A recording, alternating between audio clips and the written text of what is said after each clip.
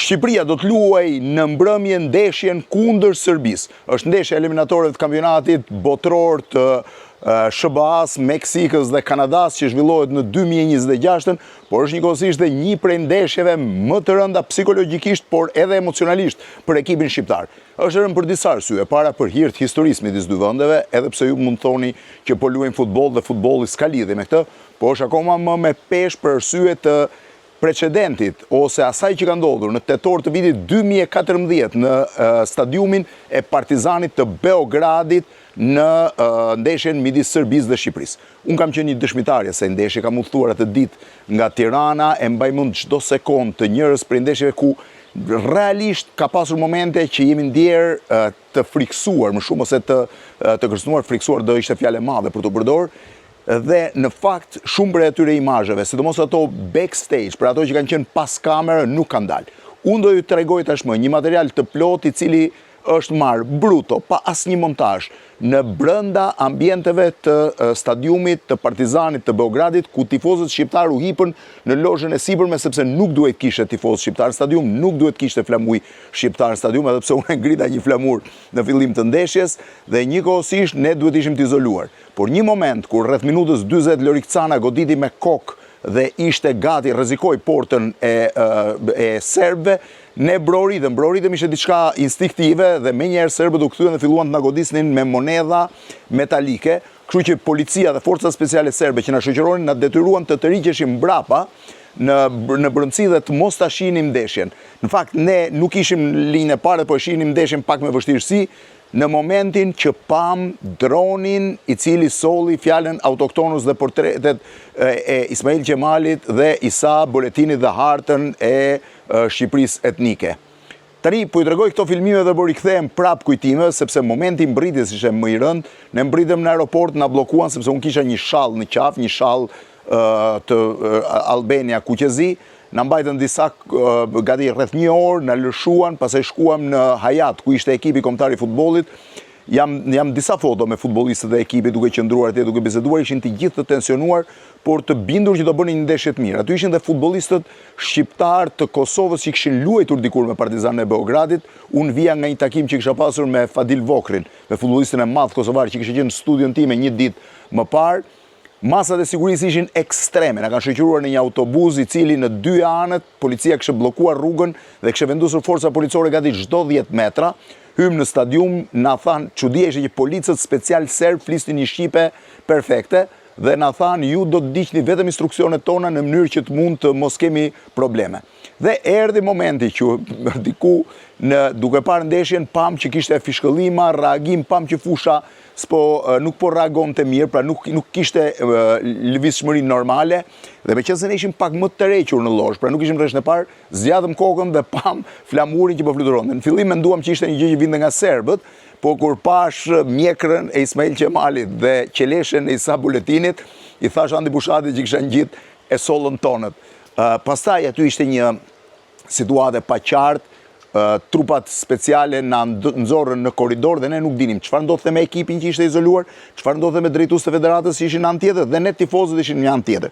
Shihini këto filmime që janë shumë të rralla, janë të pa prekura asnjëherë, shihini të plota këto dhe pastaj do kthehem prapë ta sqaroj.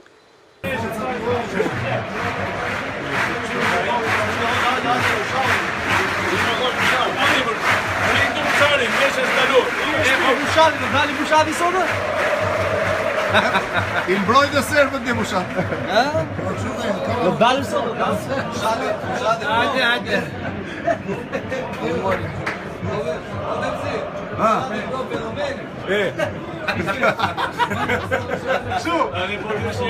Ka në njoni frikë më? Shok, jemi të rëthua. No freak.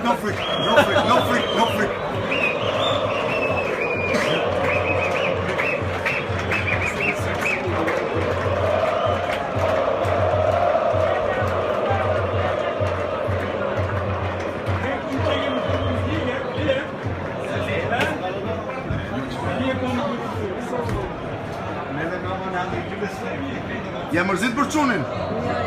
Jo? S'ke më rak? Jo, tash jo, po shpar punë. Shpar 3 minuta e më punëre në ufë të tifozë.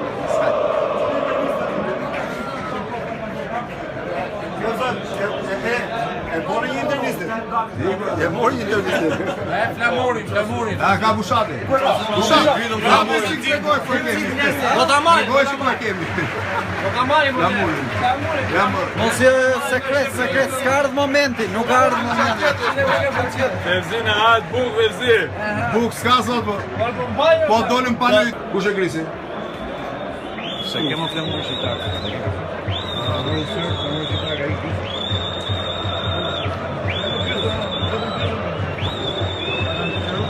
E paskan prish flamurin shqiptar. Ne pra flamurin se bëjmë ndeshje.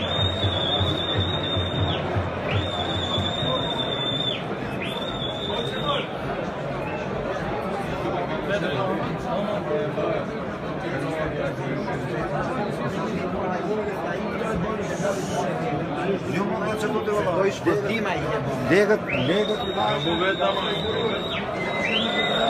Që bën aty ma? Po shoh to, forca speciale. Ja bëjë që personazhin,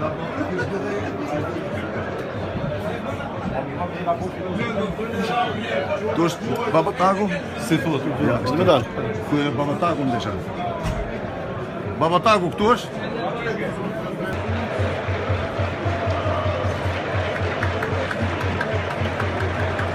Je për televizor, Babataku?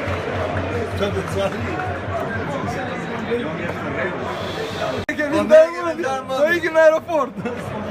Baton. Kape. Baton. Nuk e rregullove dot Serbi. Nuk e rregullove dot Serbi. Folje me Mando? Folje me Mando? Kush foli?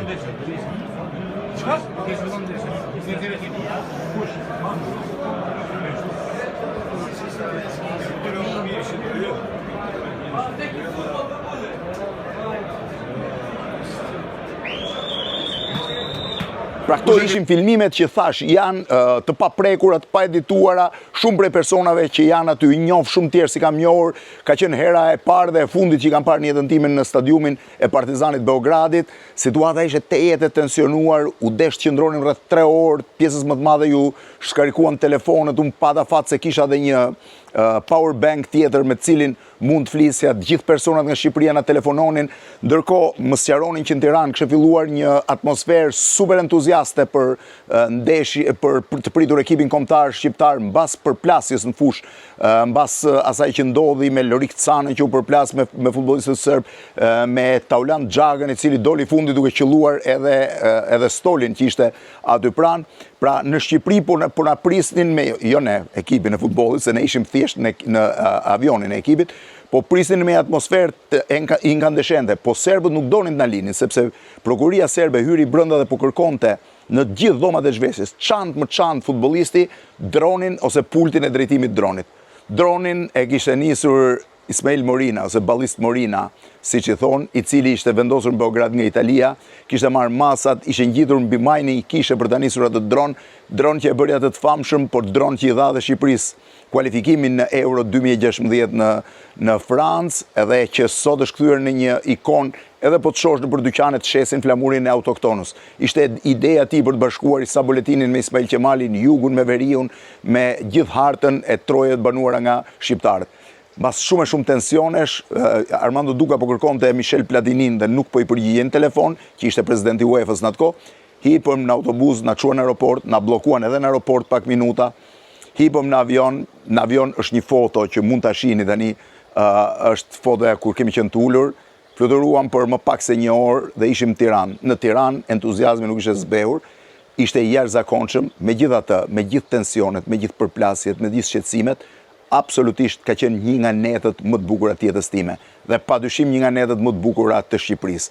Një natë zjarr, por një natë e jashtëzakonshme. Ndërkohë, nuk ka pse historia të ndërhyjë në ditën e sotme, i uroj ekipit kombëtar Shqipërisë fitore ndeshjen me Serbinë.